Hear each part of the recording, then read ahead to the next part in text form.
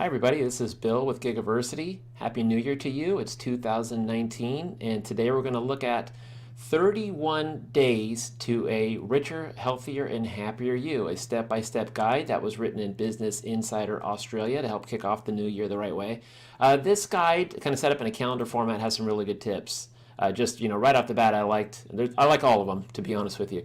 But some of them that relate to your gig work would be overhaul your LinkedIn. If you're in professional work and you're doing gig work, it's probably a good chance that people are going to look at your LinkedIn and you want to have that optimized. Another thing to do is to calculate how much you need to retire. I know a lot of us aren't thinking about that. A lot of us are in the gig economy just to make a little bit of extra income for cash flow purposes right now. But it's not a bad idea to kind of consider the future and start calculating that. Another one I really liked was January 9th, which is get it done first and make it perfect later. Totally agree with that. Just get started. It's never going to be perfect. Just make it happen.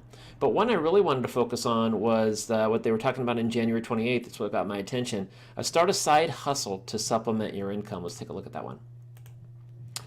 So sometimes we'll show you some things that aren't necessarily positive about the gig economy, and this one I would say that isn't necessarily entirely positive about being a traditional gig worker, but they want to allude to how you can make more income by starting a side hustle.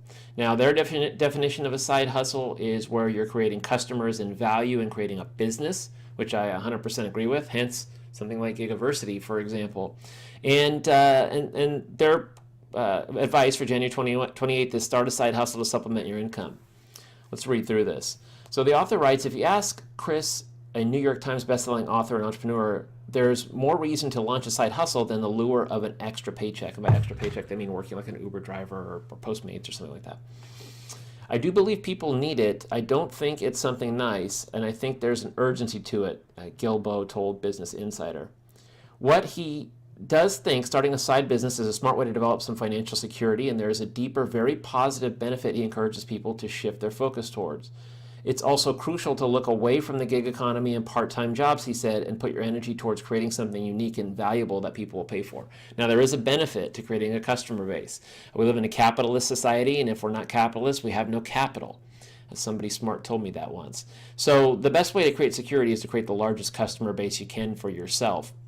Now, if you're getting paid on the work that you do for every hour you do or every project you do, sure, that's great. There's nothing wrong with that. That's what the gig economy is all about. So you can save up and then transition into hopefully full-time in your own business, being happier and having more free time and independence. So this article just kind of a reminder to, you can create a business, create a media business like we have here at Gigaversity. You can go out and create items you can sell. You can employ other people. You can aggregate contractors rather than just being one and freelancers and have them do the work that you win.